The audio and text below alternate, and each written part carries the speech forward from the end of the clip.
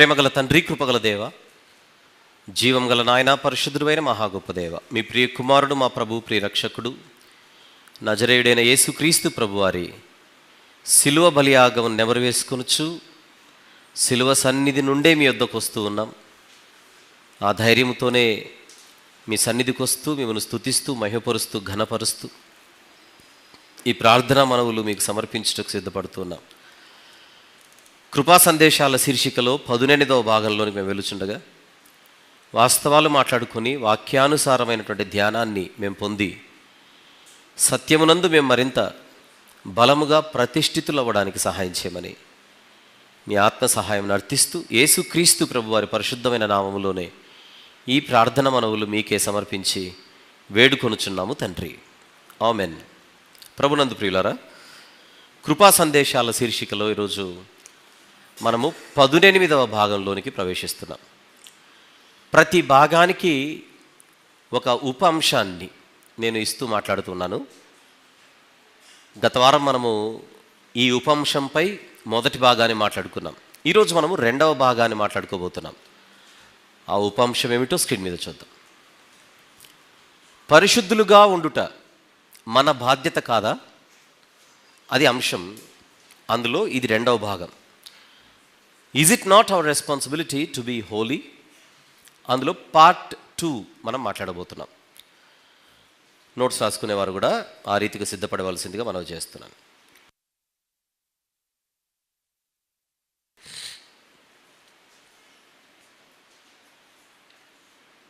Right. గడిచిన వారం మీరు వినకపోయి ఉంటే యూట్యూబ్లో ఆ మెసేజ్ ఉంది, మెయిన్ ఛానల్లో కూడా అప్లోడ్ అయ్యింది. దానిని మీరు తప్పకుండా వినవలసిందిగా మనం చేస్తున్నాను. ఎందుకంటే ఇక్కడ జరుగుతున్నటువంటి ఆరాధన కార్యక్రమాల్లో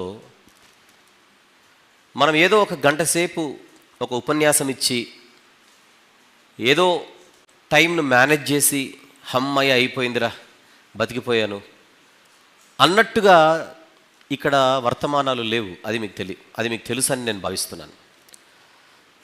మనకంటూ ఒక లక్ష్యం ఉంది.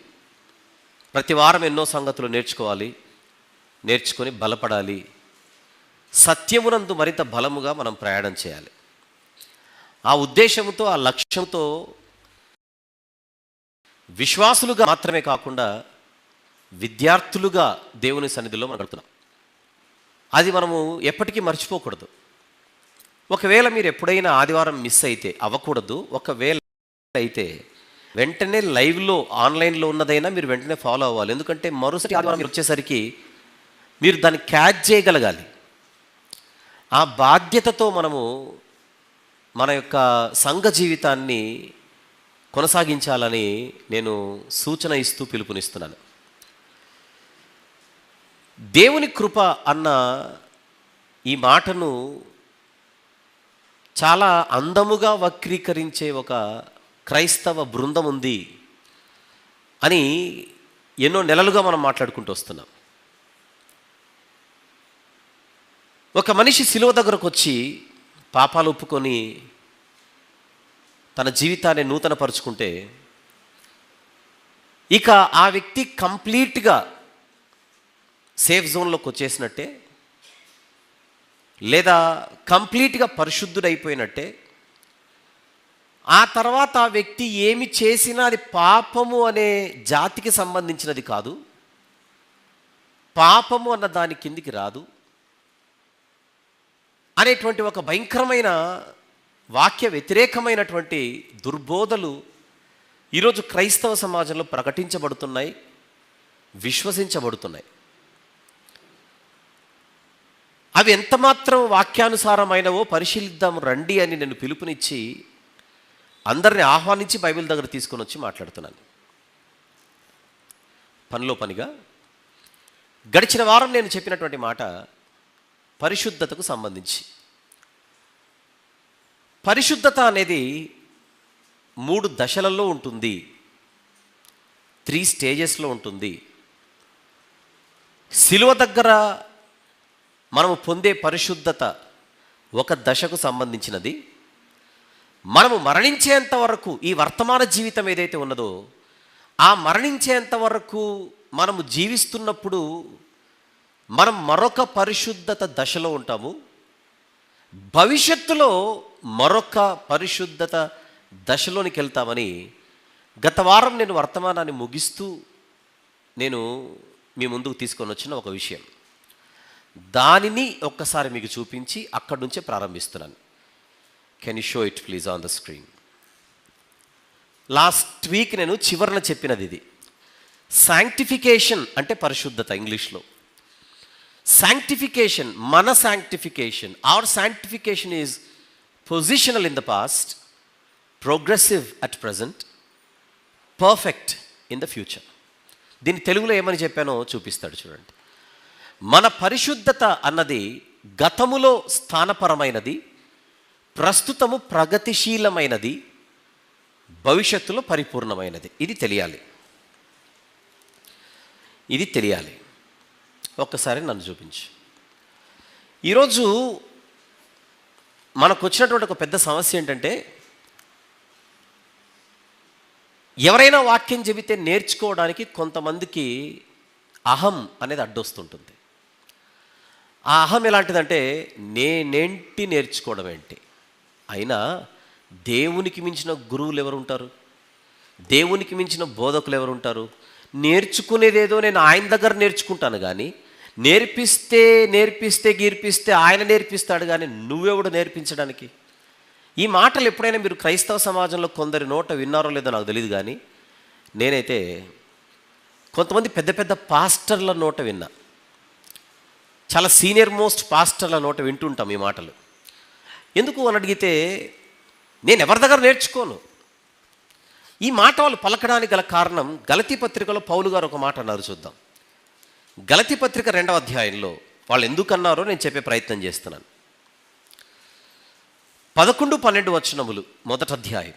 గలతీ పత్రిక మొదటి అధ్యాయము 11-12 వచనములు. సహోదరులారా, నేను ప్రకటించిన సువార్త మనుష్యుని యోచన ప్రకారమైనది కాదని మీకు తెలియజెప్పుచున్నాను. మనుష్యుని వలన దాన్ని నేను పొందలేదు, నాకెవడునూ దానిని బోధింపను లేదు, కానీ యేసుక్రీస్తు బయలుపరుచుట వలననే అది నాకు లభించినది. అది ఇక్కడ స్ఫూర్తి. పౌలు గారు కూడా ఎవరి దగ్గర నేర్చుకోలేదు కదా, నేను కూడా ఆయన అడుగుజాడలో నడుస్తూ ఎవరి దగ్గర నేర్చుకోను. అది కాన్సెప్ట్. 2వ అధ్యాయంలో కూడా చూద్దాం ఒక వచనం. గలతీ పత్రిక 2వ అధ్యాయము 6వ వచనం. గలతీ పత్రిక 2వ అధ్యాయం 6వ వచనం. ఎన్నికైన వారుగా ఎంచబడిన వారి యొద్ద నేనేమీ నేర్చుకొనలేదు, వారెంతటి వారైనను నాకు లక్ష్యము లేదు. అది అంటే ఆయన మాట్లాడుతున్న కాంటెక్స్ట్ వేరు, ఎవరినో తీసి పడేస్తున్నాడు అనేది కాదు అక్కడ పాయింట్. అది ఇప్పుడు మన గలతీ పత్రికలో లేం కనుక అక్కడికి వెళ్ళట్లా. పౌలు గారు కొన్ని సందర్భాలలో నేను ఎవరి దగ్గర నేర్చుకోలేదనే ఒక విషయాన్ని వ్యక్తం చేశాడు. ఆయన వేరు, ఆయన ఎన్నిక వేరు, ఆయన పరిస్థితి వేరు, దేవుడు ఆయనను ఏర్పరచుకున్న విధానం వేరు. అన్ని విషయాలలో నేను పౌలు గారితో పోల్చుకుంటానంటే అన్ని దానిలో పోల్చుకోవాలి. మరి ఇక్కడితోనే పరిమితమైపోయి ఆయన ఎవరి దగ్గర నేర్చుకోలేదు కనుక నేను ఎవరి దగ్గర నేర్చుకోనంటే ఎలా? పౌలు గారి కేసు చాలా స్పెషల్ కేసు. అది హీఈస్ ఎంటైర్లీ డిఫరెంట్. మానవుడే, పైనుంచే మూడి పళ్ళ. దేవుడు పౌలు గారు లాంటి భక్తులను ఏర్పరచుకొని వారి ద్వారా పత్రికలను, పుస్తకాలను వ్రాయించి ఆ గ్రంథాన్ని మనకి చేతికిచ్చి చదివి నేర్చుకోమన్నాడు, విని నేర్చుకోమన్నాడు. ఈ వాక్యాన్ని బోధించడానికి బోధకులను భూమి మీద పెట్టాడు. నేర్చుకోవాలి. తిమోతి గారి గురించి బైబిల్లో ఏం రాయబడిందో చూద్దాం. తిమోతి గారికి వ్రాయబడిన 2వ పత్రిక. తిమోతి గారికి వ్రాయబడిన 2వ పత్రిక 3వ అధ్యాయం. 3వ అధ్యాయం 10 నుంచి చూద్దాం. 10. అయితే నీవు నా బోధను, పౌలు గారు అంటున్నాను, నా బోధను, నా ప్రవర్తనను, నా ఉద్దేశమును, నా విశ్వాసమును, నా దీర్ఘశాంతమును, నా ప్రేమను, నా ఓర్పును, అంతియొకయ, ఈకొనయ, లుస్త్రాను పట్టణములలో నాకు కలిగినట్టి హింసలను, ఉపద్రవములను తెలుసుకొనిన వాడవై నన్ను వెంబడించితివి. తిమోతి అనేటువంటి వ్యక్తి తన జీవితంలో ఒక బోధకుడిని ఎన్నుకొని ఆ బోధకుడిని వెంబడించడానికి ఆయన సిద్ధపడి అనేకమైన సంగతులు నేర్చుకున్నాడు. తిమోతి లాంటి వ్యక్తి, తీతు లాంటి వ్యక్తి, వీళ్ళందరూ కూడా పౌలు గారితో పాటు తిరుగుతూ ట్రైనింగ్ పొందినవారు. ట్రైనింగ్. అదే 3వ అధ్యాయంలో 14-15 వచనములు చూద్దాం. క్రీస్తు యేసునందుంచవలసిన విశ్వాసము ద్వారా రక్షణార్థమైన జ్ఞానము నీకు కలిగించుటకు శక్తిగల పరిశుద్ధ లేఖనములను, నెక్స్ట్ మాట, బాల్యము నుండి నీ వెరుగుదువు గనుక, నెక్స్ట్ మాట మళ్ళీ, నీవు నేర్చుకొని, అండర్లైన్ చేయండి, నీవు నేర్చుకొని రూఢి అని తెలుసుకున్నవి ఎవరి వలన నేర్చుకుంటివో ఆ సంగతి తెలుసుకొని వాటి యందు నిలకడగా ఉండుము. నువ్వు నేర్చుకున్నవాడు, నీవు నేర్చుకున్నవాడు. ఈ నేర్చుకోవడం అనేటువంటి విషయంలో కొంతమంది కనీసం అవగాహన కూడా ఉండదు. ఒక వ్యక్తి చాలా గొప్పగా చెబుతున్నాడు, నేను ఎవరి దగ్గర నేర్చుకోలేదు, నేను ఎక్కడా ట్రైనింగ్ తీసుకోలేదని. పోనీ నువ్వు ఎవరి దగ్గర నేర్చుకోనప్పుడు, ఎక్కడా ట్రైనింగ్ తీసుకోనప్పుడు కరెక్ట్గానే చెప్పు. చెప్పేదంతా తప్పు చెబుతున్నాడు. భయపెచ్చి ఇది ఒక పెద్ద డైలాగ్. ఇది ఏంటి, నాకెవరు నేర్పించలేదు, నేను ఎవరి దగ్గర నేర్చుకోలేదు, నేను ఎక్కడా ట్రైనింగ్ తీసుకోలేదు అన్నాడు. ప్రాబ్లమే అది. తను ఏదైతే గొప్పగా చెబుతున్నాడో సమస్య అది.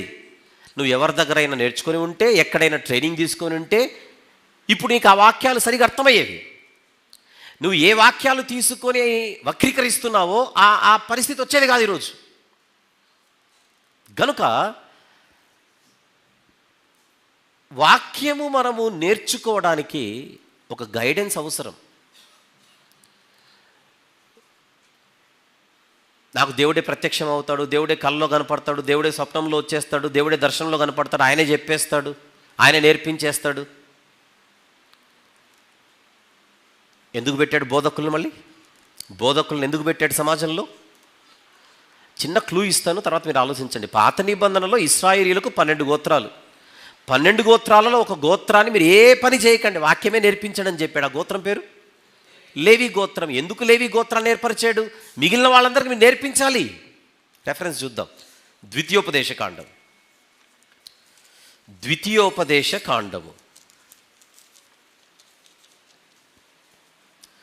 33వ అధ్యాయం 8 నుంచి 10 వచనములు. 8 నుండి 10 వచనములు. 8వ వచనం, లేవిని గురించి ఇట్లా, నేను చాలు అంతే, 10వ వచనానికి వెళ్దాం. 10, వారు అంటే లేవీలు యాకోబునకు నీ విధులను, ఇశ్రాయేలునకు నీ ధర్మశాస్త్రమును ఏం చేయుదురు? నేర్పుదురు. అండర్లైన్ చేయండి అన్నమాట, నేర్పుదురు. అంటే ఇశ్రాయేలీలందరూ ఏం చేయాలి? వాక్యాన్ని నేర్చుకోవాలి. ఎవరి దగ్గర నుంచి నేర్చుకోవాలి? లేవీయుల దగ్గర నుంచి నేర్చుకోవాలి. నేర్చుకోవడం వీరి బాధ్యత, నేర్పించడం వారి బాధ్యత. ద హోల్ బైబిల్లో ఈ కాన్సెప్ట్ మనకు కనబడుతుంటుంది. అది మిస్ అయితే ఎలా? ఆ గర్వం ఎందుకు? ఆ అహంకారం ఎందుకు? నాకు అన్నీ తెలుసు అనేటువంటి పోజులు ఎందుకు?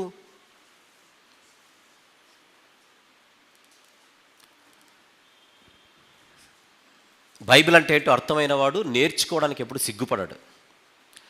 ఈరోజు ఈ వాక్యాలు వక్రీకరించబడడానికి ప్రధాన కారణం చెప్పేవారికి అహం ఎక్కువై, నేర్చుకోవడానికి సిద్ధ మనసు లేక, వినయము గల విద్యార్థులుగా బ్రతకలేక, ప్రపంచవ్యాప్తంగా ఇలాంటి గర్వం మనుషుల హృదయాలను ఏలుచున్నది అని ఈ సందర్భంగా మనం అర్థం చేసుకుందాం. వెళ్దాం. పరిశుద్ధతకు సంబంధించి గడిచిన వారము నేను 3 దశలలో పరిశుద్ధత అన్నది 3 స్థితులలో ఉంటుంది అని చెప్పాను. ఇప్పుడు చూపించాను కూడా. పరిశుద్ధత గురించి మనం ఈరోజు అవగాహన పెంచుకుందాం. మనకు ఊహ తెలిసినప్పటి నుంచి పరిశుద్ధత అనే పేరు చాలా బాగా తెలిసిన పదం. అయితే పరిశుద్ధత అన్నది 3 దశలలో, స్టేజెస్, 3 స్థితులలో అది ఉంటుంది. అందులో మొదటి దశ పేరు పాస్ట్, గతం. 2వ దశ పేరు ప్రజెంట్, వర్తమానం. 3వ దశ పేరు భవిష్యత్తు, ఫ్యూచర్. మనందరి క్రైస్తవ జీవితం సిలువ దగ్గర స్టార్ట్ అయింది.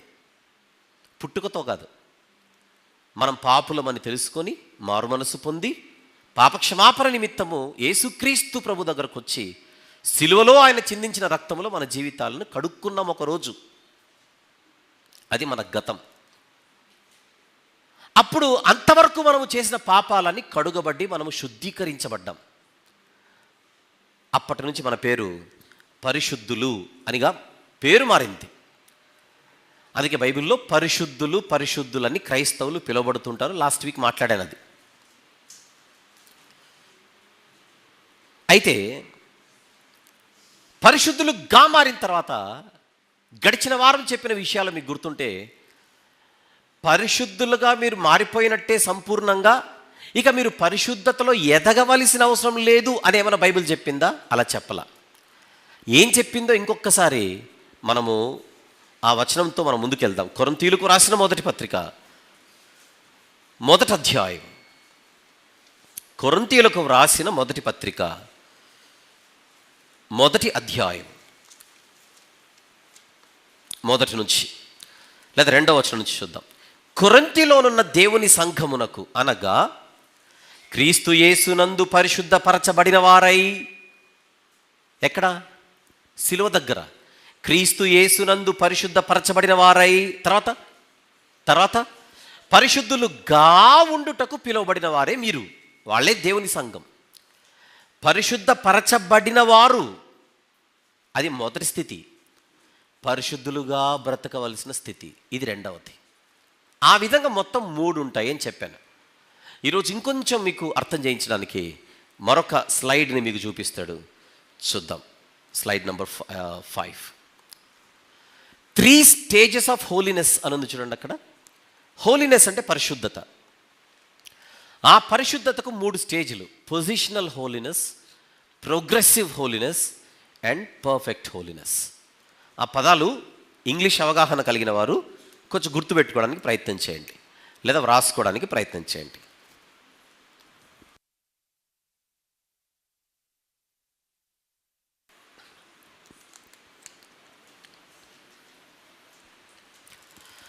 ఇది తెలియకనే ఈరోజు వీరు అసత్యాన్ని సత్యము అని చెప్పేటువంటి భయంకరమైన పరిస్థితి.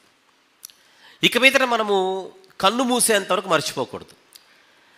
హోలీనెస్ అంటే పరిశుద్ధత, దానికి 3 స్టేజెస్ ఉంటాయి: positional holiness, progressive holiness, perfect holiness. తెలుగులో ఏంటో చూద్దాం. తెలుగులో చూపించు.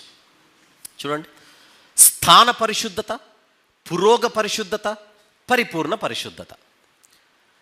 స్థాన పరిశుద్ధత, పురోగ పరిశుద్ధత, పరిపూర్ణ పరిశుద్ధత. పురోగ పరిశుద్ధతనే ప్రగతిశీల పరిశుద్ధత అని కూడా పిలవచ్చు. మీకు ఇంగ్లీష్లోనూ చూపించాను, తెలుగులోనూ చూపించాను. వీలైతే ఏమనుకోకుండా అందరం ఒకసారి ఆ 3టిని గట్టిగా పలుకుదాం నాతో పాటు. 1 2 3 స్టార్ట్. స్థాన పరిశుద్ధత, పురోగ పరిశుద్ధత, పరిపూర్ణ పరిశుద్ధత. అది గుర్తుపెట్టుకోండి.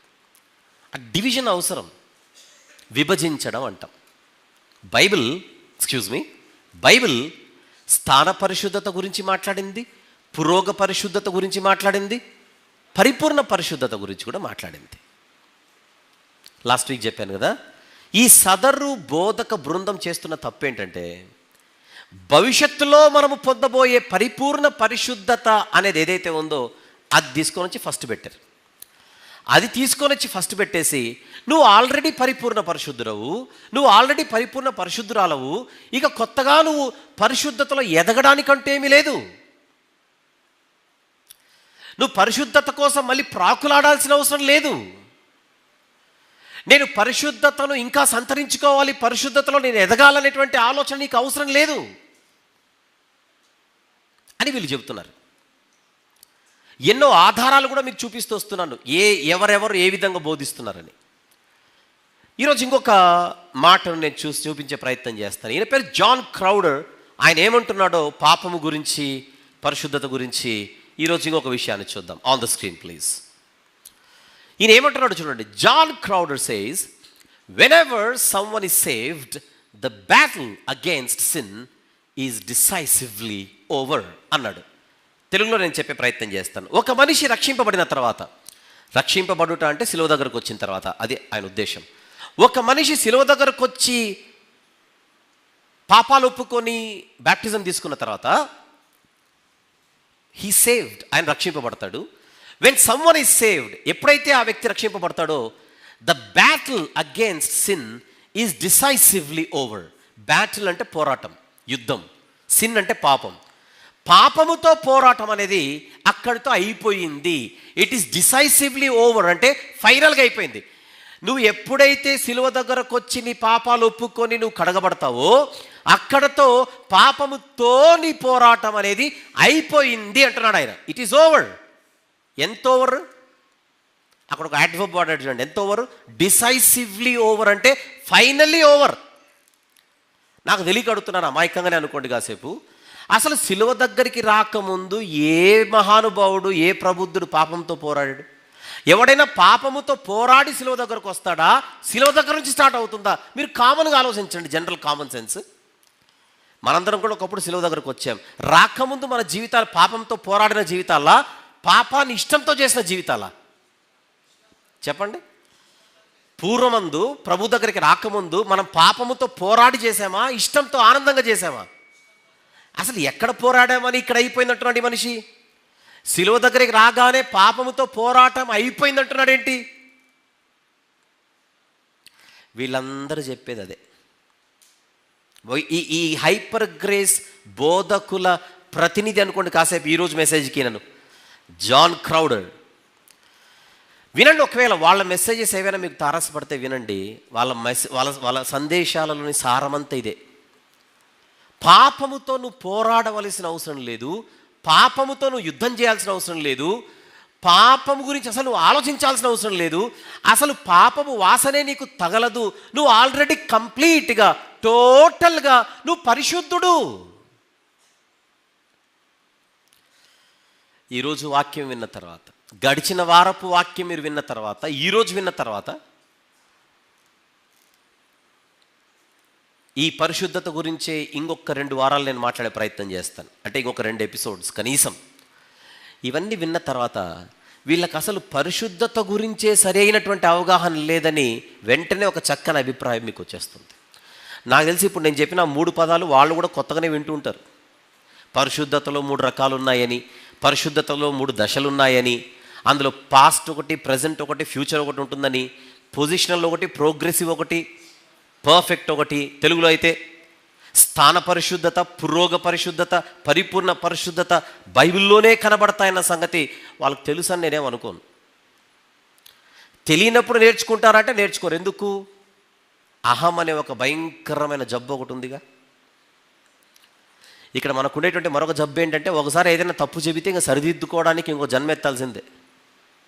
ఎందుకు? మన పరువు పోదు. ఇప్పుడు నేను మొన్న చెప్పినటువంటి వర్తమానంలో ఒక చిన్న తప్పు ఉంది అని మనం పబ్లిక్లో చెప్పాలంటే ఇప్పుడు మన పరువు పోదు. అవసరమైతే ప్రాణమైనా తీసుకుంటానేమో కానీ, పోతే ప్రాణం పోయినా పర్లేదు కానీ నా పరువు పోకూడదు. ఇది ప్రాబ్లం ఇప్పుడు మనకు. వాక్యముతో చెలగాటం, సత్యముతో చెలగాటం.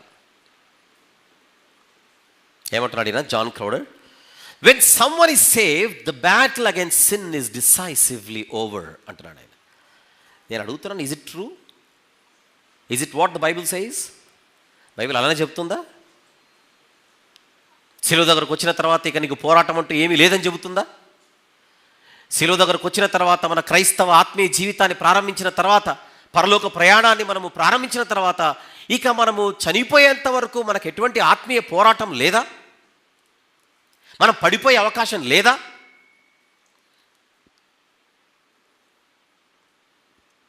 చూద్దాం. ఈరోజు మీకు ABCDEF మొత్తం 6 అక్షరాలు.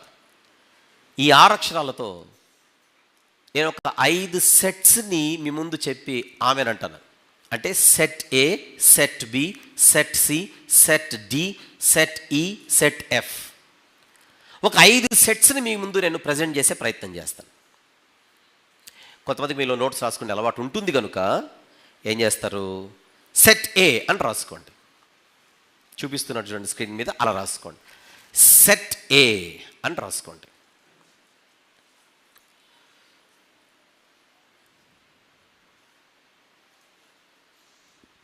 రైట్? సెట్ Aలో నేను కొన్ని విషయాలు మీకు చూపించే ప్రయత్నం చేస్తాను. అంటే బైబిల్ ఎలా చదవాలో మీకు కొంచెము ఈరోజు ఇంకో అవగాహన ఖచ్చితంగా పెరుగుతుంది. ఓహో, బైబిల్ ఎలా ఉంటుందా అని.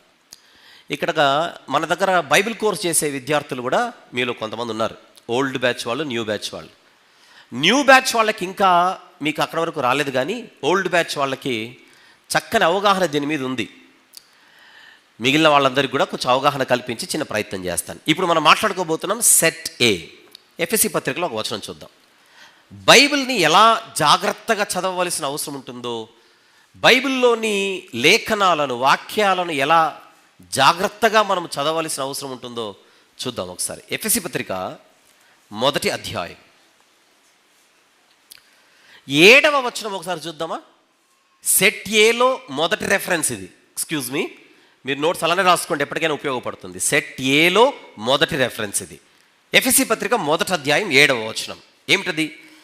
దేవుని కృపా మహదైశ్వర్యమును బట్టి ఆ ప్రియుని యందు ఆయన రక్తము వలన మనకు విమోచనము, అనగా మన అపరాధములకు క్షమాపణ మనకు కలిగి ఉన్నది.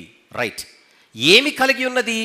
విమోచనము కలిగి ఉన్నది. విమోచనం అనే పదాన్ని అందరూ వీలైతే అండర్లైన్ చేయండి. విమోచనము అనే పదాన్ని గుర్తుపెట్టుకోండి. విమోచనము అనే పదాన్ని అండర్లైన్ చేయండి. మళ్ళీ చదువుతాను. దేవుని కృప మహదైశ్వర్యమును బట్టి ఆ ప్రియుని యందు ఆయన రక్తం వలన మనకు విమోచనము, అనగా మన అపరాధములకు క్షమాపణ మనకు కలిగి ఉన్నది. విమోచనము కలిగి ఉన్నది, అది పాయింట్ అక్కడ. ఎన్నో వచనం అది? 7వ వచనం. ఎఫెసీ పత్రిక 1వ అధ్యాయంలోని 7వ వచనం మనకేం చెబుతోంది?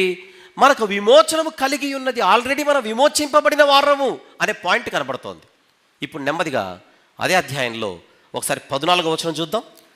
అదే అధ్యాయంలో ఒకసారి 14వ వచనం చూద్దాం.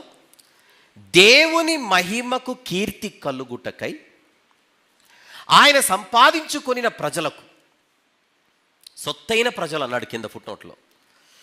దేవుని మహిమకు కీర్తి కలుగుటకై ఆయన సంపాదించుకొనిన ప్రజలకు విమోచనము కలుగు నిమిత్తము ఈ ఆత్మ మన స్వాస్థ్యమునకు సంచకరువుగా ఉన్నాడు. అవుదాం. 7వ వచనంలో ఏం కనపడింది మనకు?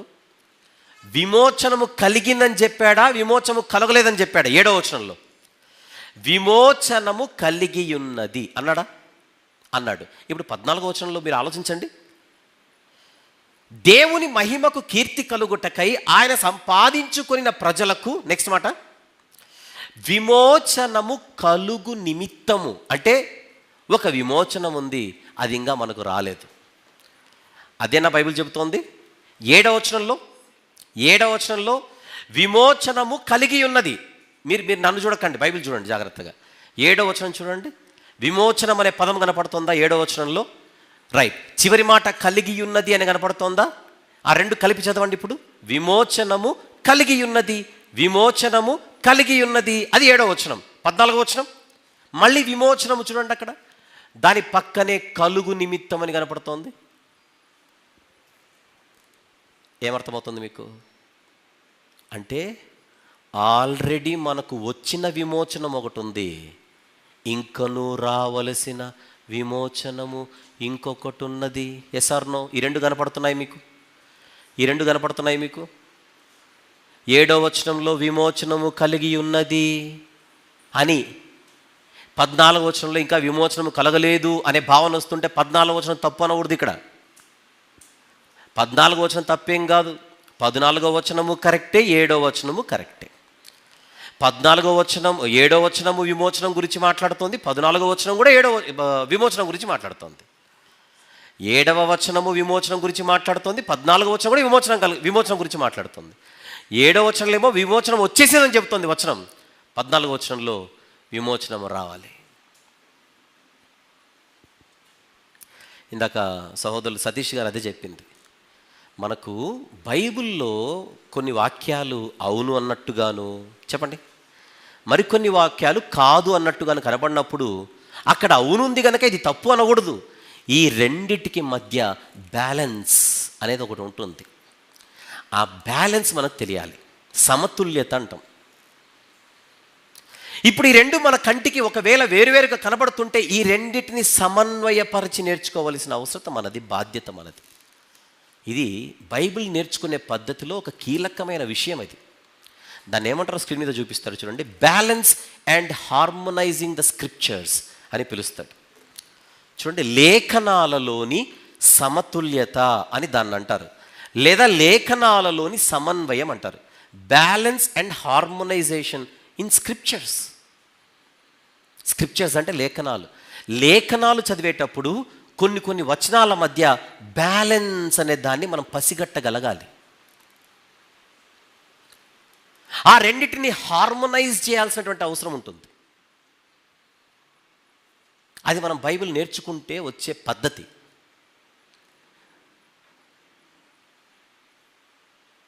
ఎఫెసీ పత్రిక 1వ అధ్యాయంలో 7వ వచనంలో విమోచనం వచ్చిందన్నాడు. సిలువ దగ్గర ఎక్కడ రక్తము వలన అన్నాడు చూడండి, అక్కడ 7వ వచనంలో ఆయన రక్తము వలన మనకు విమోచనము కలిగింది. అదేంటది? పొజిషనల్. అదే ఇందాక చెప్పాను, సిలువ దగ్గర మనకు ఆల్రెడీ విమోచనం వచ్చింది, పాస్ట్. కానీ భవిష్యత్తులో ఒక విమోచనం రావాలి అని చెబుతున్నాడు. ఇది ఒకటి, ఫ్యూచర్ ఒకటి ఉంది. ఇంకా చూద్దాం కొన్ని. ఇది సెట్ ఏ. ఇప్పుడు నేను ఏం చెప్పాను? సెట్ ఏ చెప్పాను. సెట్ ఏలో ఒక పాస్ట్ చూపించాను, ఒక ఫ్యూచర్ చూపించాను. పాస్ట్ని ఫ్యూచర్ని రెండిటిని ఎవరు మాట్లాడారు? బైబిలే మాట్లాడింది, బైబిల్లోనే ఉంది. నువ్వు పాస్ట్ను పట్టుకొని ఇంకా ఫ్యూచర్లో మనకు రావాల్సిన విమోచనం అంటే ఏమీ లేదు, నువ్వు కొత్తగా విమోచనం కొరకు ఏమి ఎదురు చూడక నువ్వు చెబితేలా? ఇప్పుడు నేను చెప్పాను అనుకోండి మీతో కాసేపు, ఆల్రెడీ మనకు విమోచనం వచ్చేసింది, ఇక కొత్తగా మనకు విమోచనం రావాల్సిందంటే ఏమీ లేదు, ఏదో విమోచన వస్తుందని ఎవరు కూడా ఎదురు చూడకండి అని నేను చెప్పాను అనుకోండి, నేను కరెక్ట్గా మాట్లాడుతున్నట్టేనా? నేనేం చేస్తున్నాను? 7వ వచనాన్ని బేస్ చేసుకొని 7వ వచనాన్ని తీసుకొని ఆల్రెడీ విమోచనం వచ్చింది, ఇంకా నువ్వు విమోచనం కోసం ఎదురు చూస్తావేంటి అన్నాను అనుకోండి, మీరు 14వ వచనాన్ని బట్టి మీకంటూ ఒక నిరీక్షణ ఉంది, 14వ వచనాన్ని బట్టి మీకంటూ ఒక హోప్ ఉంది. నేను ఎప్పటికైనా భవిష్యత్తులో దేవుడు నాకు ఇవ్వబో విమోచనం కోసం నేను సిద్ధపడాలనే ఆలోచన మీకు వస్తుంటే నేను చెడిపేస్తున్నాను మీకు చెప్పి. ఏమని చెప్పి? నీకు బుద్ధి ఉందా, బుర్ర ఉందా? అసలు ఇంకా విమోచన రావడం ఏంటి? ఎఫెసీ పత్రిక 1వ అధ్యాయం 7వ వచనంలో ఏముందో చూడంటున్నా నేను. అప్పుడు మీరేమనాలి? 7వ వచనం నాకు తెలుసు, 14వ వచనం ఏంటో చెప్పని అడగాలి. 7వ వచనం మాకు తెలుసు, 14వ వచనం ఏంటో నువ్వు చెప్పని అడగాలి మీరు. వీళ్ళతో వచ్చిన ప్రాబ్లం ఏంటంటే, ఈ 14వ వచనంలో ఉండేటువంటి విషయం ఏదైతే ఉందో ఈ కేటగిరీలో ఉండే వచనాలన్నిటిని పక్కన పెట్టేస్తారు. ఈ కేటగిరీలో ఉండే వచనాలు టచ్ చేయరు. ఈ కేటగిరీలో ఉండేటువంటి వచనాలను అసలు పట్టించుకోరు. పట్టించుకున్న వక్రీకరించేస్తారు. That is the problem. అది వాళ్ళు గుర్తించాలి. తెలిసిన వాళ్ళు చెప్పేటప్పుడు కనీసం ఆలోచించాలి. సెట్ బి వెళ్దాం. మీకు అవగాహన కల్పించడానికి చేస్తున్న ప్రయత్నం ఇదంతా. సెట్ నంబర్ బి ఎఫెసీ పత్రికలోనే 2వ అధ్యాయం. ఎఫెసీ పత్రికలోనే 2వ అధ్యాయం.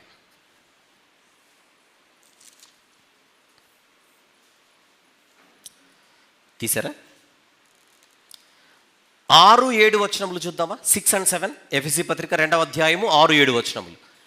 క్రీస్తు యేసునందు ఆయన మనకు చేసిన ఈ ఉపకారము క్షమించండి క్రీస్తు యేసునందు ఆయన మనకు చేసిన ఉపకారము ద్వారా అత్యధికమైన తన కృపా మహదైశ్వర్యమును రాబో యుగములలో కనుపరచు నిమిత్తము క్రీస్తు యేసునందు మనలను ఆయనతో కూడా లేపి పరలోకమందు ఆయనతో కూడా కూర్చుండబెట్టెను. అది అండర్లైన్ చేసేయండి.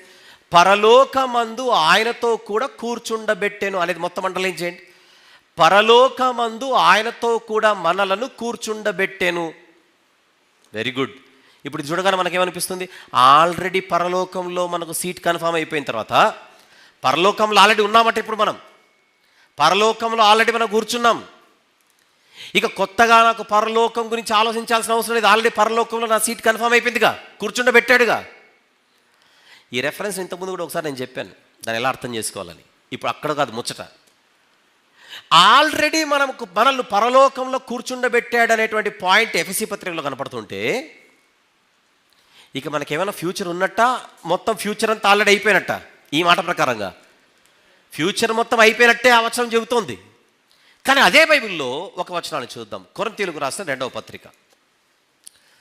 కొరింథీయులకు రాసిన 2వ పత్రిక 5వ అధ్యాయం తీద్దాం. 5వ అధ్యాయం 2వ వచనము నుండి చూద్దామా? 2వ వచనం నుండి చూద్దాం. మనము దిగంబరులము కాక వస్త్రము ధరించుకుని వారముగా కనబడుదుము ఫ్యూచర్లో, కాబట్టి పరలోకము నుండి వచ్చు మన నివాసము దీనిపైన ధరించుకొనని అపేక్షించుచు దీనిలో మూలుగుచున్నాము. ఈ గుడారములోనున్న మనము భారము మోసుకొని మూలుగుచున్నాము.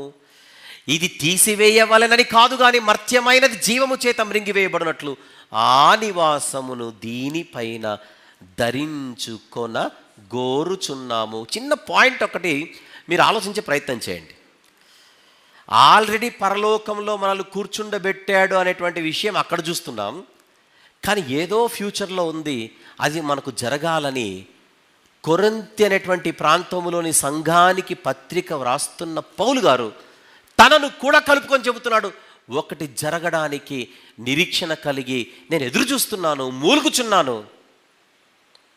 ఒకటి జరగాలి. మళ్ళీ అక్కడ ఎఫెసీ పత్రికలో జరిగిపోయింది, కొరింథీ పత్రికలో జరగాలి. అక్కడ జరిగింది అనే దాన్ని ఎలా అర్థం చేసుకోవాలి, ఇక్కడ జరగబోతుంది అనే దాన్ని ఎలా అర్థం చేసుకోవాలి? ఈ రెండిటికి మధ్య అవసరమే చెప్పండి బ్యాలెన్స్, హార్మోనైజేషన్. మిమ్మల్ని గమనించమని నేను కోరుతున్నది ఏంటంటే, ఒకటే బైబిల్లో కొన్ని పాస్ట్కి సంబంధించిన విషయాలు, కొన్ని ఫ్యూచర్కి సంబంధించిన విషయాలు బైబిల్ రైటర్స్ వ్రాస్తున్నారో లేదో మీరు గమనించండి. ఫ్యూచర్లో జరగబోయేవి, ఇంకా జరగనివి, ఇంకా జరగలేదు, ఫ్యూచర్లో జరగబోయేవి ఏవో ఉన్నాయి, అవి కూడా జరిగిపోయాయి అన్నట్టుగా మీరు చెప్పేస్తే ఎలా? ఇప్పుడు నేను చూపించే set A, set B, set C, set D, అలా సెట్ ఎఫ్ వరకు మీరు గమనించాల్సిందంతా అంతే. మీరు గమనించాల్సిందంతా ఒక పాస్ట్ మాట్లాడుతున్నాడు, కొన్ని చోట్ల ప్రజెంట్ అండ్ ఫ్యూచర్ మాట్లాడుతుంటాడు. పాస్ట్ మాట్లాడుతున్నాడు, అట్ ది సేమ్ టైం అదే విషయం గురించే ప్రజెంట్ మాట్లాడతాడు, అదే విషయం గురించే ఫ్యూచర్ కూడా మాట్లాడతాడు. ఇంకొక సెట్ చూద్దాం. సెట్ నంబర్ సి, రోమీయులకు రాసిన పత్రిక. ఈరోజు మన వాక్య పఠనం అది 6వ అధ్యాయం. రోమీయులకు రాసిన పత్రిక 6వ అధ్యాయం.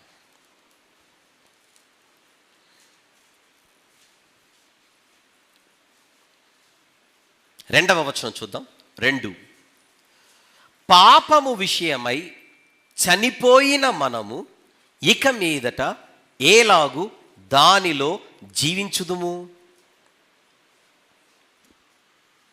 అందరు చూసారా 2వ వచనం? మళ్ళీ ఇంకొకసారి నేను చదువుతాను.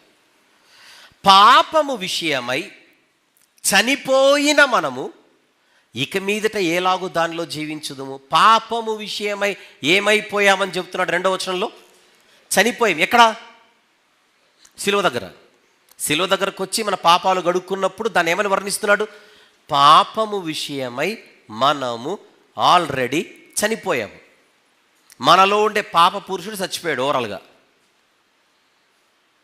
అంటే పాపముతో కూడుకున్నటువంటి జీవితాన్ని మనం పాతిపెట్టేశాం బ్యాప్టిజం అప్పుడు. అది బ్యాప్టిజం గురించే 3వ వచనం. క్రీస్తు యేసులోనికి బాప్తిజం పొందిన మనమందరం అంటున్నాడు కాన్సెప్ట్ అది. ఇప్పుడు రోమాపత్రిక 6వ అధ్యాయము 2వ వచనములో పాపము విషయమై మనము చనిపోయామంటున్నాడంటే ఈ మాట క్రైస్తవులతో చెబుతుంటాడా, అన్యజనులతో చెబుతుంటాడా? ఎవరితో చెప్తున్నాడో చెప్పండి ఈ మాట? క్రైస్తవులతో, ఆల్రెడీ విశ్వాసులతో, క్రైస్తవులతో, సంఘస్థులతో. మనం ఆల్రెడీ పాపం విషయం చనిపోయాము, మీరు ఆల్రెడీ పాపం విషయంలో చనిపోయారు అన్నాడు.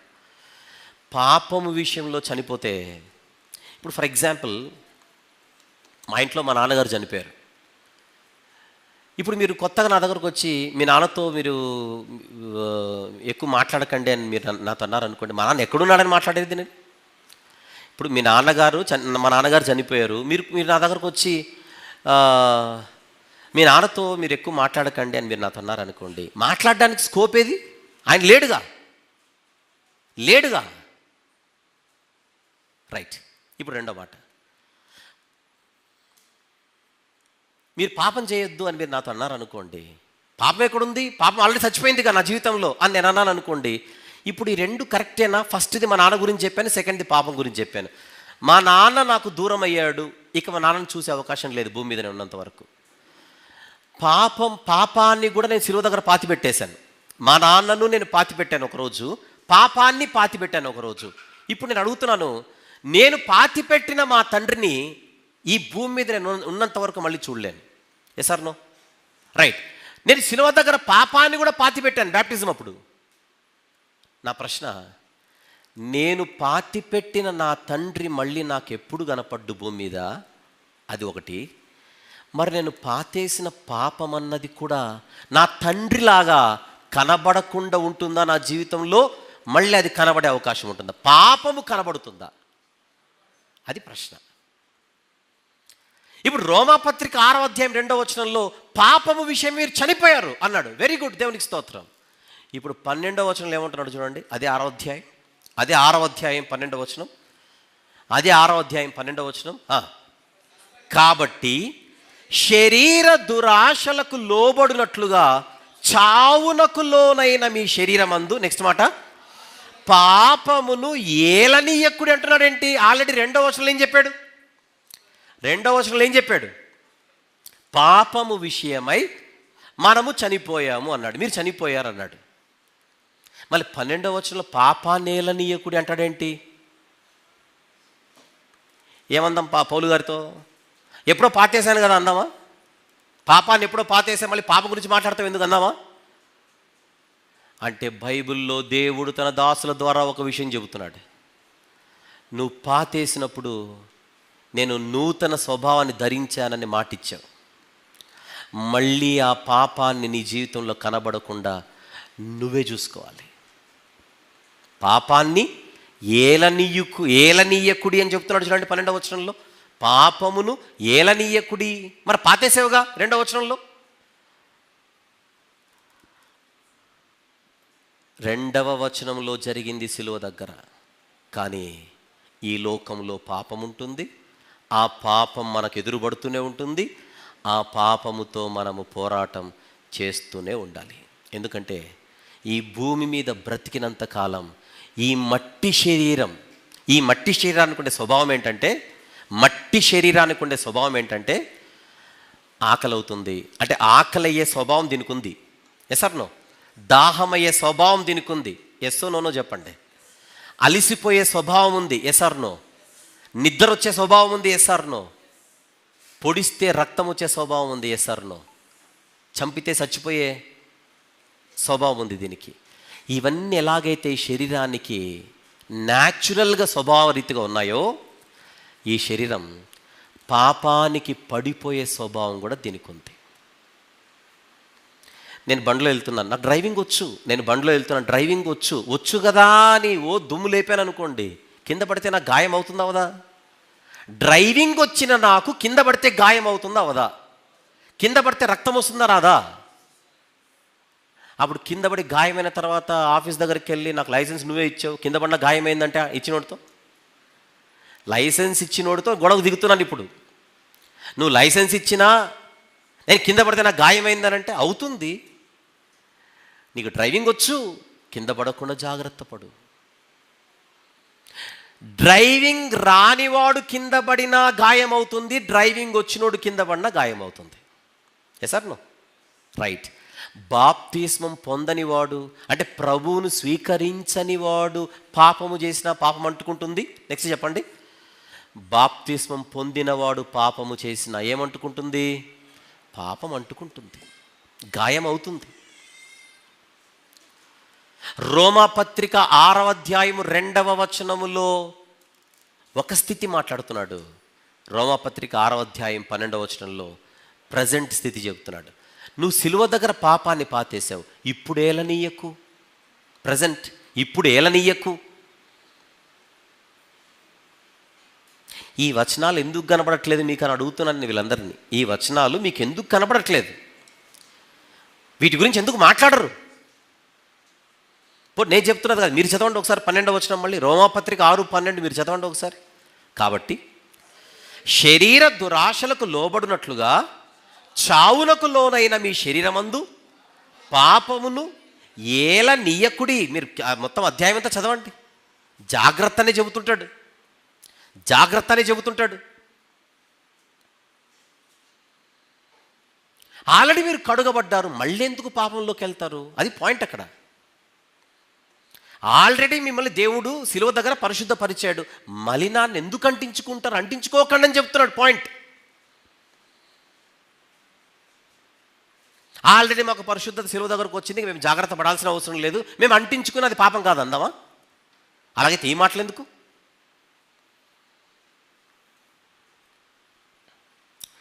నాకు మళ్ళీ ఆ 3 స్టేజెస్ చూపించు, 3 దశలలో పరిశుద్ధతను చూపించి ఒకసారి ఆలోచిస్తారు.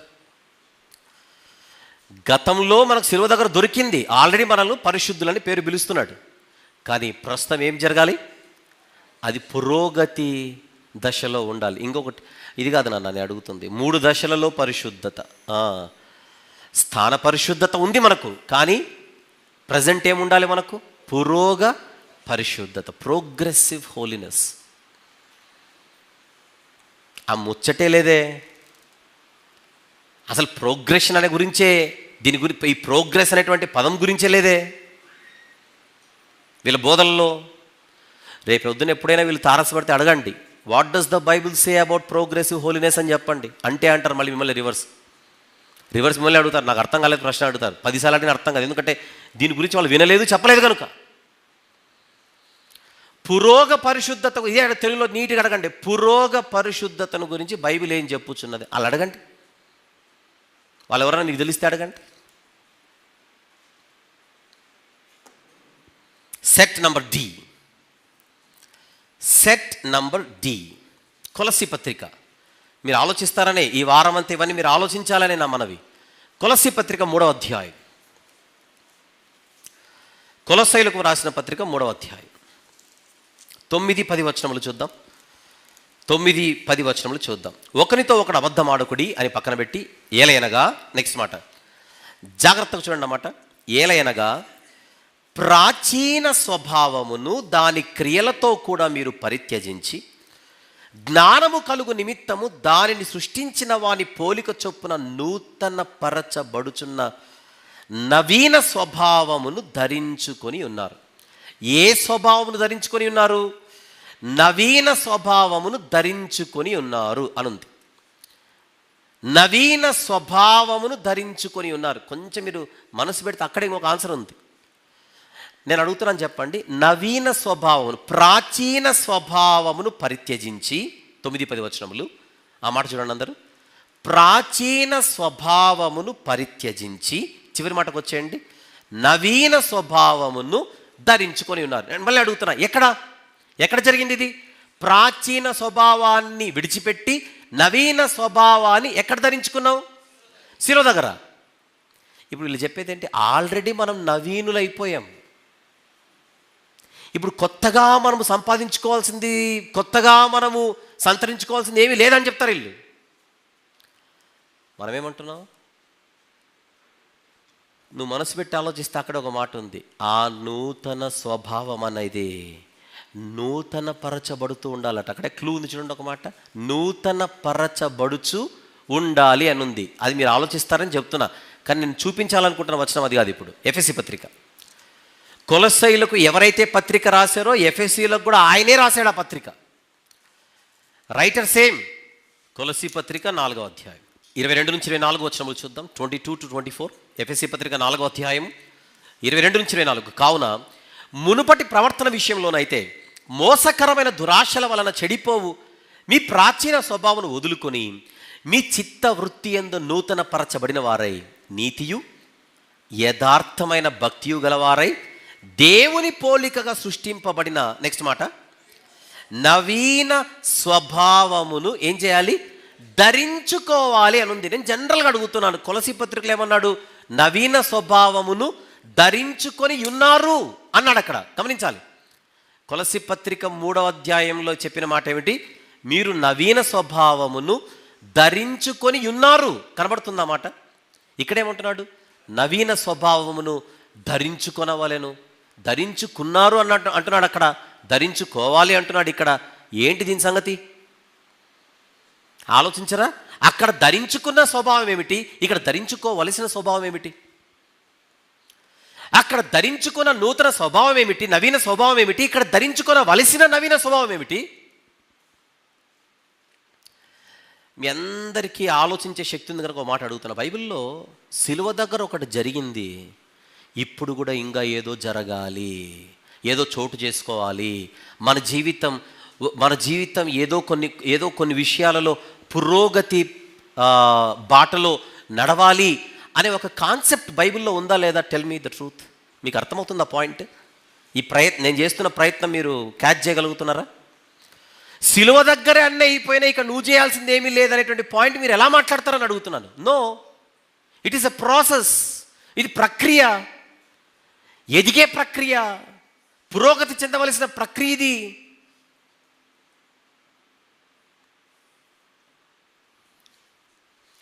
లేదంటే ఏమవుతుంది?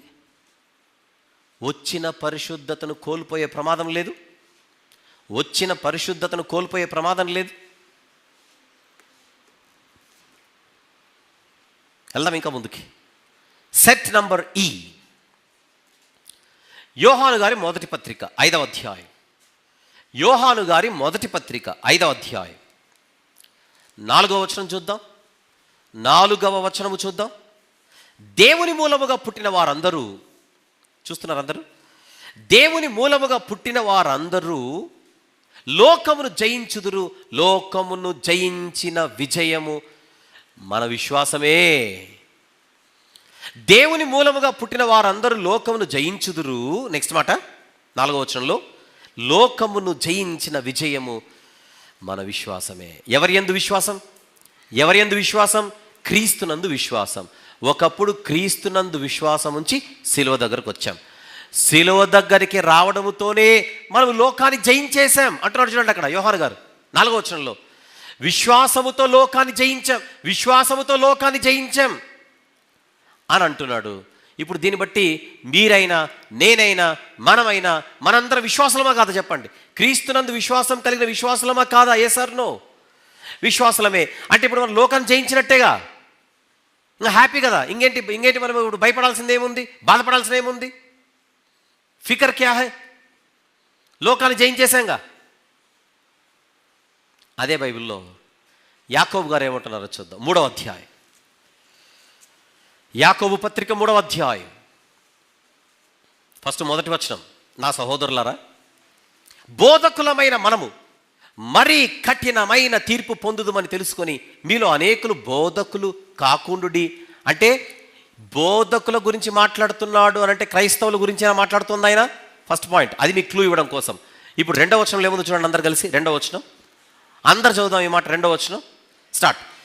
అనేక విషయములలో మనమందరము తప్పిపోవుచున్నాము. అండర్లైన్ చేయండి అన్నమాట. అనేక విషయములలో మనమందరం ఏంటి? పత్రిక రాస్తున్న యాకోబు గారు కూడా కలుపుకొని మాట్లాడుతున్నాడు. అనేక విషయములలో మనమందరము చెప్పండి తప్పిపోవుచున్నాము, తొట్రెల్లుచున్నాము, తప్పిపోవుచున్నాము. జాగ్రత్తగా లేకపోతే తప్పిపోయే అవకాశం ఉందా? జాగ్రత్తగా లేకపోతే పడిపోయే అవకాశం ఉందా? మరి అక్కడ లోకాన్ని జయించామంటున్నాడు కదా యోహాను గారు. యోహాను గారు ఏమంటున్నారు? లోకాన్ని జయించామంటుంటే యాకోబు గారు మనం అనేక విషయములలో తప్పిపోతున్నాము. క్రైస్తవులమైన మనము, బోధకులమైన మనం అంటున్నాడు ఆయన.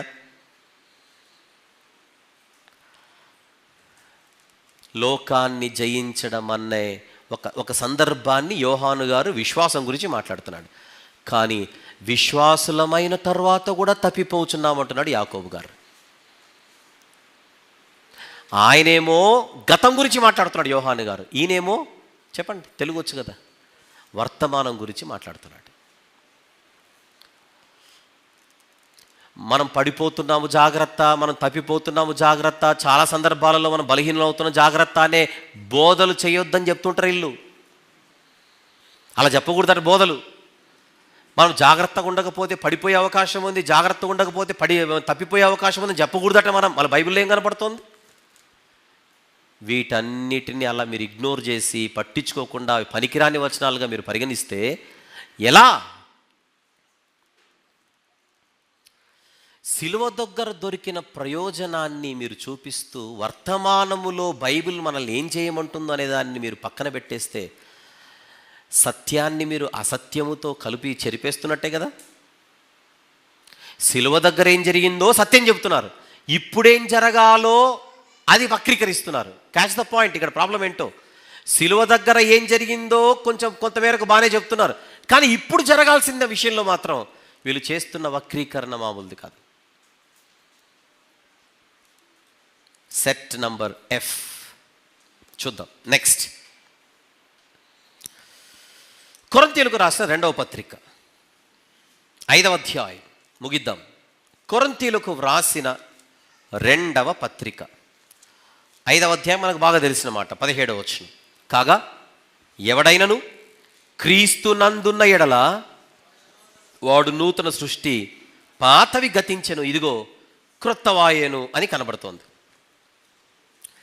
ఎవడైనను క్రీస్తునందు ఉన్న ఎడల వాడు నూతన సృష్టి, పాతవి గతించెను, అన్నీ క్రొత్తవైపోయినాయి. నేను క్రీస్తులోనికి వచ్చాను, నేను నూతన సృష్టి అయిపోయాను. ఇక నేను నూతన సృష్టి, మీరు నూతన సృష్టి. Fine, happy.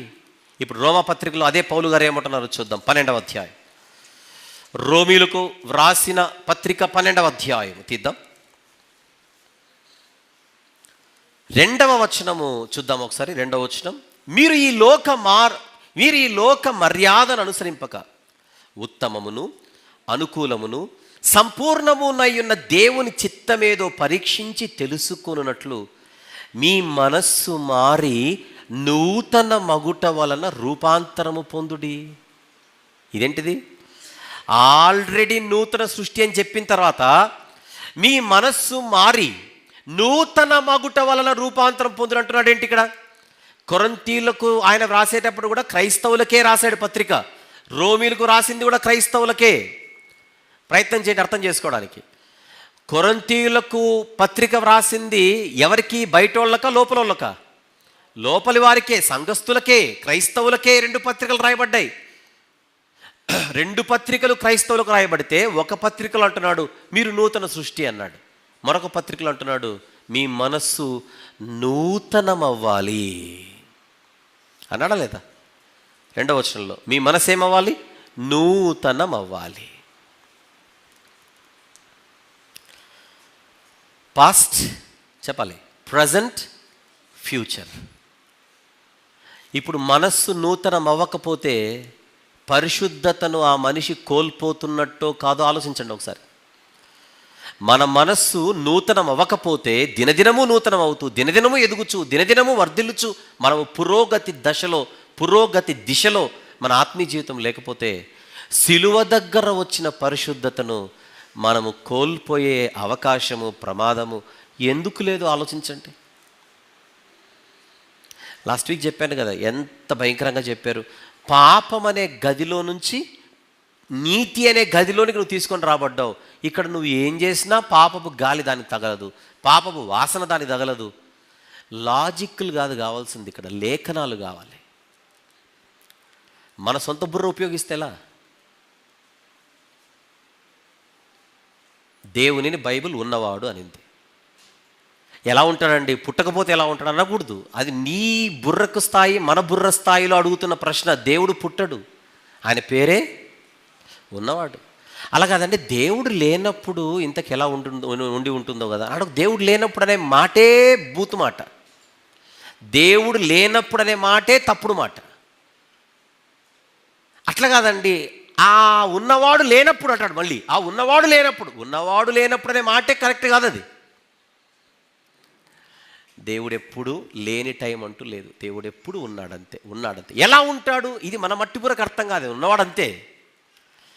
బైబిల్ ఏం చెబితే అది కరెక్ట్. బైబిల్ దేవుని గురించి దేవుడు పుట్టినవాడని చెప్పిందా, ఉన్నవాడని చెప్పిందా? అదే కరెక్ట్. ఉన్నవాడు అనేదే కరెక్ట్, అంతే. అక్కడికే స్టికాల్ అయిపోవాలి. అలాగే పరిశుద్ధత గురించి కూడా బైబిల్ 3 దశలలో మాట్లాడింది. ఏమిటది? స్థాన దశ, పురోగ దశ, పరిపూర్ణ దశ. Positional holiness, progressive holiness, perfect holiness. సిలువ దగ్గర మనందరికీ ఒక మెడలో ఒక ట్యాగ్ వచ్చింది. ఏమిటి ఆ ట్యాగ్? అది మీరు పరిశుద్ధులని పిలువబడడానికి మనం సిద్ధపడ్డాం, మనకు వచ్చింది. అక్కడి నుంచి పరిశుద్ధతలో మనం పురోగతి చెందుతూ ముందుకు సాగాలి. ఎన్ని సెట్స్ చూపించాను మీకు ఇంతవరకు? 6 సెట్లు చూపించాను. 6 సెట్స్లో 2 వేరు వచనాలు చూపించాను. మీరు అది క్యాచ్ చేయాలి ఏం జరిగిందని. ఒక వచనం ఒక దాని గురించి ఒకలా మాట్లాడితే మరొక వచనం దాని గురించే ఇంకొకలా మాట్లాడుతుంటుంది. అప్పుడు ఆ రెండింటిని నువ్వు బ్యాలెన్స్డ్గా అర్థం చేసుకోకుండా దీన్ని పక్కన పెట్టి దానికి చేయి కొడితేలా, దీన్ని పక్కన పెట్టి చేయి కొడితేలా అంటున్నాను. రెండింటిని మాట్లాడాలి, రెండింటిని సమతుల్యంగా అర్థం చేసుకోవాలి.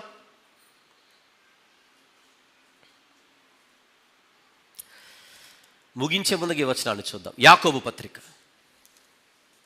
మొదటి అధ్యాయం, యాకోబు పత్రిక మొదటి అధ్యాయం 12వ వచనం చూద్దాం. ముందుగా 12వ వచనం, శోధన సహించువాడు ధన్యుడు, అతడు శోధనకు నిలిచిన వాడై ప్రభు తన్ను ప్రేమించు వారికి వాగ్దానము చేసిన జీవ కిరీటము పొందును. శోధనను సహించాలి అనే మాట క్రైస్తవులతో చెబుతున్నాడా, క్రైస్తవేతరులతో చెబుతున్నాడా? మీరు ఆలోచించండి. జనరల్గా చెప్పండి. శోధకుడైన సాతాను బయటున్నోళ్ళని శోధిస్తాడా, మనల్ని శోధిస్తాడా? లోపల ఉన్నోళ్ళని. సాతాను టార్గెట్ ఎవరు? మనమే, క్రైస్తవులమే. శోధనను సహించువాడు ధన్యుడు, అతడు శోధనకు నిలిచిన వాడై ప్రభు తన్ను ప్రేమించు వారికి వాగ్దానము చేసిన జీవ కిరీటము పొందును. 13వ వచనం, దేవుడు కీడు విషయమే శోధింపబడ నేరడు, ఆయన ఎవరినీ శోధింపడు, గనుక ఎవడైనను శోధింపబడినప్పుడు నేను దేవుని చేత శోధింపబడుచున్నానని అనకూడదు. ఇప్పుడు జాగ్రత్తగా చూడండి. 14వ వచనం, ప్రతి వాడును తన స్వకీయమైన దురాశ చేత ఈడ్వబడి మరులు కొల్పబడిన వాడై శోధింపబడును. ఎక్స్క్యూజ్ మీ, మీరైనా నేనైనా మనం శోధింపబడితే కారణం దేవుడు శోధిస్తున్నట్ట అంటే కాదు అని బైబిల్ చెబుతోంది.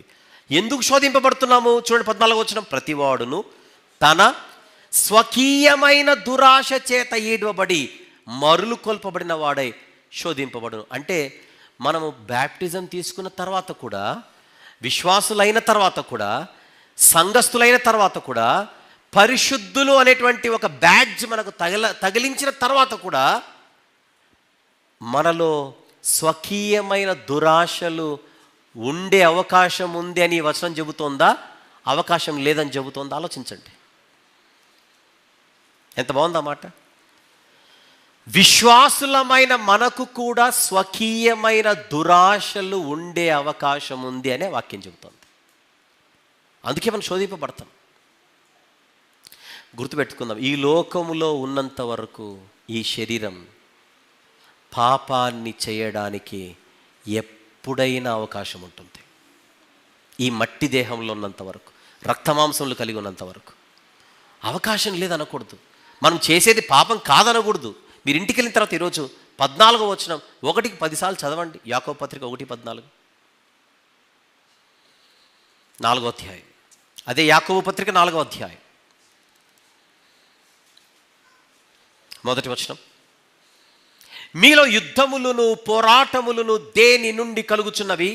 ఎక్స్క్యూజ్ మీ, లోపల సంఘస్థులతోనే చెప్తున్నాడు ఈ మాట.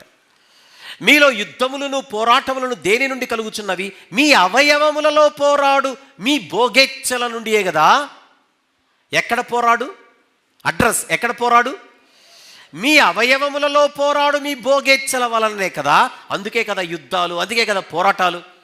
అంటే ఈ మానవ శరీర లేదా ఈ మానవ దేహములో ఉండే అవయవాలకు ఏముండే అవకాశం ఉంది? భోగేచ్ఛలు. మానవ అవయవాలు ఇష్టానుసారంగా దేవునికి వ్యతిరేకంగా కోరికలను పుట్టించి మనిషిని పాపములోనికి త్రోసే అవకాశం ఈ శరీరానికి ఎప్పుడు ఉంటుంది. That is what the Bible says. దీన్ని కవర్ చేసుకోవడానికి పెద్ద మనిషి ఏమంటున్నాడో ఒకసారి చూసేసి మనం ముగించేసుకుందాం. యాకోబు పత్రిక 4వ అధ్యాయం 1వ వచనము శరీరము లోపలుండే పాపం గురించి కాదు, సంఘము లోపలుండే పాపం గురించి మాట్లాడుతున్నాడని కవర్ చేసే ప్రయత్నం చేశాడు. చూపించు on the screen. According to John Crowder, James is not speaking about the war that is waged inside our own souls. మన లోపల ఉండేటువంటి ఈ కోరికల గురించి, పోరాటం గురించి కాదు యాకోబు మాట్లాడేది. Rather he's speaking of the divisions and fights within the church అంటున్నాడు ఆయన. అంటే శరీరము లోపలుండే పాప స్వభావం గురించి కాదు, సంఘములో ఉండే సమస్యల గురించి యాకోబు గారు మాట్లాడుతున్నారు. సంఘములో ఉండే విభేదాలు, సంఘములో ఉండే పోరాటాల గురించి మాట్లాడుతున్నాడు. డివిజన్స్ అండ్ ఫైట్స్ అని అంటున్నాడు. కాసేపు జనరల్గా ఆలోచించండి. పోనీ నీ లెక్క ప్రకారంగా సంఘములో ఉండే ఫైట్స్ గురించే, సంఘంలో ఉండే పోరాటాల గురించి అనుకుందాం. సంఘంలో ఎవడుంటాడు ఇంతకు? సంఘములో ఉండే పోరాటాలు అంటే సంఘములో పోరాడేది ఎవరు ఇంతకు? విశ్వాసుల అన్యజనుల క్రైస్తవులు? అది చెప్పండి. ఎంత ఎంత విశ్వ ప్రయత్నం చేస్తున్నారు చూడండి. వాళ్ళకు పెద్ద కౌంటర్ ఇది. సిలువ దగ్గర ఎప్పుడైతే నువ్వు బ్యాప్టిజం తీసుకుంటావో ఆల్రెడీ లోపల నీ పాప పురుషుడు చచ్చిపోయాడు, ఇంకా పాపం అనేది లేదు. నువ్వు ఏం చేసినా పాపం కిందికి రాదు. అసలు నువ్వు పాపము చేయడానికే నువ్వు చెయ్యవు, పాపం చేసే అవకాశం లేదని వీళ్ళు చెప్తున్నారు. మరి దీని సంగతి ఏంటని మనం అడుగుతున్నాం. దానికి వాళ్ళు చెబుతున్న సమాధానం చూడండి. అది శరీరంలో జరిగే పోరాటాల గురించి కాదు యాకోబు గారు మాట్లాడేది, సంఘంలో జరిగే పోరాటాలు అంటున్నాడు. పోనీ నీ లెక్క ప్రకారంగా మాట్లాడదాం. సంఘములో పోరాటాలు జరిగేదాని గురించి యాకోబు గారు మాట్లాడుతుంటే, సంఘంలో ఎవడు పోరాడేది నీ లెక్క ప్రకారంగా? సంఘంలో ఉండేది క్రైస్తవులు అన్యజనులను అడుగుతున్నాను. మళ్ళీ క్రైస్తవులే కదా సంఘంలో ఉండేది. పోరాడాలనేటువంటి ఆలోచన వాళ్ళకి ఎందుకు వచ్చింది? ఎక్కడి నుంచి వచ్చింది? లోపల ఉంటే బయటికి వస్తుందా? లోపల ఉండే ఇచ్చలను బట్టి నోరు మాట్లాడుతుందా? లోపలుండే స్వభావాన్ని బట్టి కన్ను చూస్తుందా? లోపలుండే స్వభావాన్ని బట్టి నోరు మాట్లాడుతుందా? లోపలుండే స్వభావాన్ని బట్టి చెవి వింటుందా?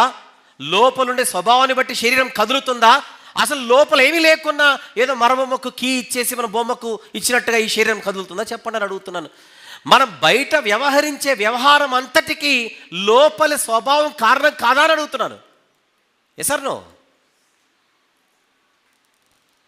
యాకోబు పత్రిక వ్రాయబడిందే క్రైస్తవులకు, విశ్వాసులకు. కానీ మీ స్వకీయ దురాశల వలన మీరు ఏడ్వబడే అవకాశం ఉంది, జాగ్రత్త అని విశ్వాసులకే చెబుతున్నాడు. మీలో భోగేచ్ఛలు ఉన్నాయని విశ్వాసులకే చెబుతున్నాడు. ఇప్పుడు అదే 4వ అధ్యాయంలో లాస్ట్ టైం మనం చూసుకున్నాం. 8వ వచనంలో ఏమాట?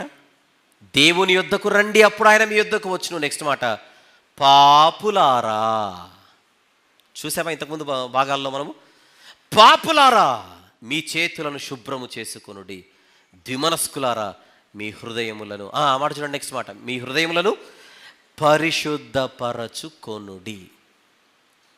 నీకు సిలువ దగ్గరే పరిశుద్ధత మొత్తం వచ్చేస్తే ఇప్పుడు కొత్తగా పరిశుద్ధపరచుకోవాల్సినటువంటి అవసరం వాళ్ళకేముంది? ఏమంటున్నాడు? శుభ్రపరచుకొనుడి, ఇక పరిశుద్ధపరచుకొనుడి. పత్రిక వ్రాయబడింది విశ్వాసులకైతే, పత్రిక వ్రాయబడిందే పరిశుద్ధులకైతే ఇప్పుడు పాపులారా అని పిలుస్తాడేంటి? పత్రిక వ్రాయబడిందే పరిశుద్ధులకైతే ఇప్పుడు వారిని పట్టుకొని ఏమని పిలుస్తున్నాడు? పాపులారా, ద్విమనస్కులారా ఎందుకు పిలుస్తున్నాడు? పరిశుద్ధులు మళ్ళీ పాపులయ్యే అవకాశం ఉందా లేదా? ఇప్పుడు మీరు చెప్పాలా వచనాన్ని చూసి. పరిశుద్ధులు మళ్ళీ పాపులయ్యే అవకాశం ఉందా? ఉంది. అందువల్ల వీళ్ళ సిద్ధాంతము సత్యం దగ్గరకు వస్తే నిలబడదు.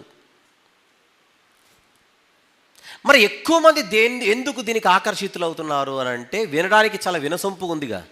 నువ్వు ఏం చేసినా పాపం కాదు, ఏం చేసినా తప్పు కాదు, అసలు నాకు గిల్టీ ఫీలింగే ఉండకూడదు, పాపపు ఫీలింగే నీకు ఉండకూడదు, అపరాధ భావం నీకు ఉండకూడదు అనేసరికి ఎనర్జీ కదా, Boost is the secret of my energy అన్నట్టుగా ఆ బోధలు చాలా ఎనర్జీ అనమాట మనకు. అబ్బా ఎంత బాగుందో, నేను చూసినా పర్లేదు, విన్నా పర్లేదు, తిట్టినా పర్లేదు, ఆలోచించినా పర్వాలేదు, లైసెన్స్ ఇచ్చినట్టుగా లేదు. ఇప్పుడు ఎంత చక్కని క్లారిటీ వస్తుంది చూడండి.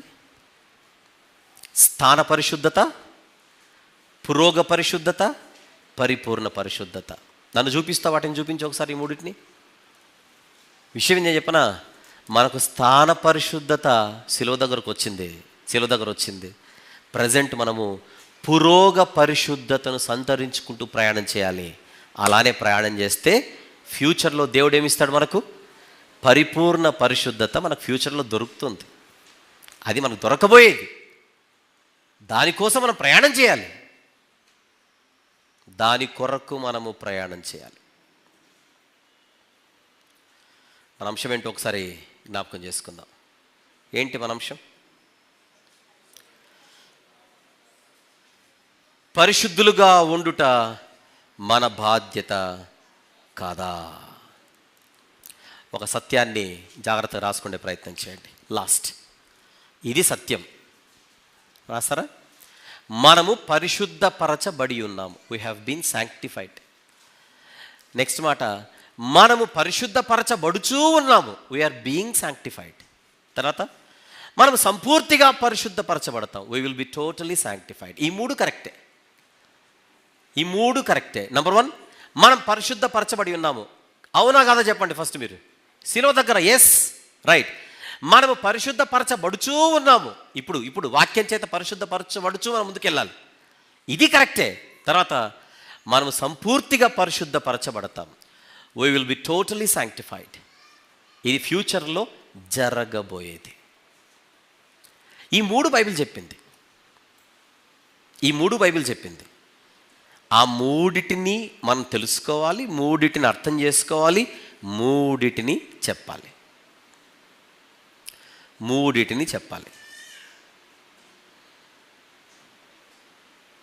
మీరు రాసుకుంటున్నారేమో అని చూపిస్తున్నాను.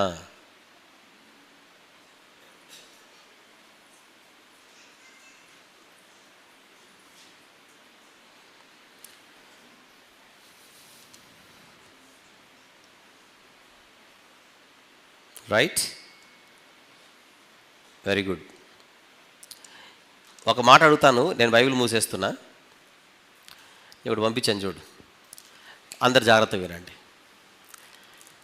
పరిశుద్ధతను సంబంధించి మనకు ఆల్రెడీ పరిశుద్ధత వచ్చింది అని బైబిల్లో ఉందా లేదా చెప్పండి. ఎస్, కానీ ఇంకనూ రావలసి ఉన్నది. ఇది కూడా బైబిల్లో ఉందా లేదా? ఈ కాన్సెప్ట్నే ఏమంటారో చూద్దాం.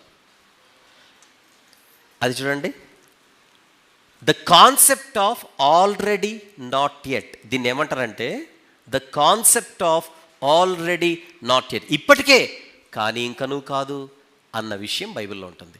ఇప్పటికే అంటే మనకి ఇప్పటికే పరిశుద్ధత వచ్చింది, కరెక్ట్. ఇంకనూ పూర్తిగా రావాల్సి ఉంది, అది కూడా కరెక్టే. అది కాన్సెప్ట్. ఎక్స్క్యూజ్ మీ, ఇది వాళ్ళు ఒప్పుకోరు కానీ బైబిల్ అదే చెప్పేది. ఇది వాళ్ళు ఒప్పుకోరు కానీ బైబిల్ అదే చెప్పేది. ఒక్క ముక్కలో ఈరోజు మీరు ఇంటికి వెళ్ళిన తర్వాత ఈరోజు నువ్వు ఏం విన్నావు వాక్యం అంటే ఇది చెప్పండి. అంటే ఒక్క ముక్కలో చెప్పాలంటే ఏమని చెప్తారు?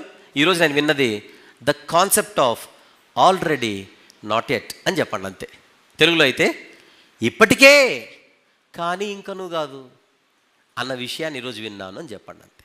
అంటే అన్నారనుకోండి, లింక్ పెట్టండి, వినమని చెప్పండి, అంతే. ఈరోజు మనం నేర్చుకున్న దానిని ఒక ముక్కలో చెప్పడానికి ఇస్తున్నటువంటి క్లూ అది. నెక్స్ట్ వీక్ మన సేవకులు అడుగుతారు ఏమని, లాస్ట్ వీక్ మనం ఏ కాన్సెప్ట్ నేర్చుకున్నాము అని అడుగుతారు. అప్పుడు వెంటనే మీరేం చెప్పాలి?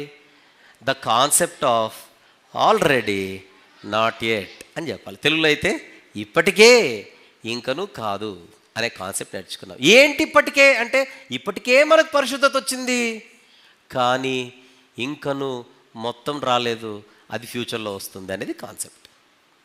మరి ప్రజెంట్ ఆ సంపూర్ణతను సంతరించుకోవడానికి పురోగతి దిశలో మనం ప్రయాణం చేస్తూ పరిశుద్ధతను పెంచుకుంటూ రోజు రోజుకి పరిశుద్ధతలో వర్ధిల్లుచు అభివృద్ధి పొందుతూ సాగవలసిన జీవితమే క్రైస్తవ జీవితం. ఎంతమందికి అర్థమైంది ఈరోజు? అర్థమైన వాళ్ళు చేయొద్దండి. సూపర్. ఇంటికి వెళ్ళిన తర్వాత మళ్ళీ వినండి, ఇంటికి వెళ్ళిన తర్వాత మళ్ళీ ధ్యానించండి. మీ నోట్స్ రాసుకున్నారు కదా, మళ్ళీ ఒకసారి అలా మనం వదిలేస్తే వచ్చే వారానికి మళ్ళీ ఫ్రెష్ మైండ్తో వస్తాం, అన్నీ పక్కన పెట్టి అన్నీ మర్చిపోయి. అలా జరగకుండా మనం జాగ్రత్త పడాలి. ఇప్పుడు కాసేపట్లో బల్ల కార్యక్రమం ఉంది కదా, అందులో మనం తీసుకోబోయే రొట్టె కానీ ద్రాక్షరసం కానీ మనల్ని ప్రశ్నిస్తూ అదే ప్రశ్నతో వస్తూ ఉంటాయి. ఏమని? పరిశుద్ధతలో నువ్వు ఎదుగుచున్నావా అని రొట్టె అడుగుతుంది. పరిశుద్ధతలో నువ్వు వర్ధిల్లుచున్నావా, ఎదుగుచున్నావా, వర్ధిల్లుచున్నావా అని పానీయం మనల్ని ప్రశ్నిస్తుంటుంది. అప్పుడు వెంటనే తిరిగిచ్చి, నీకు తెలీదా కాన్సెప్ట్, ఆల్రెడీ సిలువ దగ్గరే నాకు పరిశుద్ధత ఫుల్ వచ్చేసింది అనకూడదు. రొట్టెతో పానీయంతో చేతులు కట్టుకొని ఆ రొట్టె ఎవరి దేహమో, ఆ పానీయం ఎవరి రక్తానికి సూచనో ఆయనతో మాట్లాడుతూ, ప్రభువా సిలువ దగ్గర నా జీవితాన్ని నువ్వు కడిగావు, నీకు స్తోత్రం. కానీ నీ వాక్యము చేత నాకు ఉదక స్నానం చేస్తూ నన్ను సంపూర్ణ పవిత్రతలోనికి, పరిశుద్ధతలోనికి ఇట్టి రీతిగా నడిపిస్తున్నందుకు దేవా నీకు స్తోత్రం. ఇంతకాలం ఒకవేళ మనము కొన్ని విషయాల్లో పడిపోతూ ఏమి కాదులే అన్నట్టుగా అనుకోనంటే మనము పురోగతి దిశలో లేమని, పరిశుద్ధతను కోల్పోతున్నామని, అది మన ఆత్మీయ జీవితానికి ఏమాత్రం ఆరోగ్యకరమైంది కాదని గుర్తిద్దాం. ఎవరైనా ఈ తప్పుడు బోధనలోనికి జారిపోతుంటే జాగ్రత్త పడమని హెచ్చరిస్తూ, జాగ్రత్త పడాలని కోరుతూ ఈ మాటలు ముగిస్తున్నాను. ప్రార్థన చేసుకుందాం. Excuse me, sorry. ఈ అంశంలో ఇది రెండో భాగం, ఇంకా అయిపోలేదు. ఈ అంశంలో ఇది రెండో భాగం. దేవుని చిత్తమైతే మరొక వారం మనము మూడో భాగం మాట్లాడుకుందాం. All right. ప్రార్థన. ప్రేమగల తండ్రి, కృపగల దేవ, జీవం గల నాయన, పరిశుద్ధమైన మహాగొప్ప దేవ, కృపా సందేశాల శీర్షికలో 18వ భాగంలో భాగంగా పరిశుద్ధతను కాపాడుకొనుట, పరిశుద్ధులుగా ఉండుట మా బాధ్యత కూడా అని వాక్యంలో మేము చూస్తున్నటువంటి సత్యాన్ని ఆలోచిస్తూ ఇంతవరకు ప్రయాణం చేశాం నాయన. నేర్పించిన సంగతులన్నిటిని బట్టి స్తుతిస్తూ, మర్చిపోకుండా విని విస్మరించకుండా విడిచిపెట్టకుండా మిమ్మల్ని ఆనుకొని నాయన మా సొంత శక్తిపై ఆధారపడకుండా మీ మీద ఆధారపడి ఆ పరిశుద్ధత నిలబెట్టుకుంటూ పెంచుకొనుటకు, పరిపూర్ణతలోనికి ప్రవేశించుటకు మమ్మల్ని మరింత సంసిద్ధులు చేయమని ముగింపు కార్యక్రమాన్ని కూడా మీ హస్తాలకు అప్పచెప్పచ్చు. యేసు ప్రభు వారి పరిశుద్ధమైన నామములో ఈ ప్రార్థనా మనవులు మీకే సమర్పించి వేడుకొనుచు పొందుకొని ఉన్నాము తండ్రి. Amen, amen.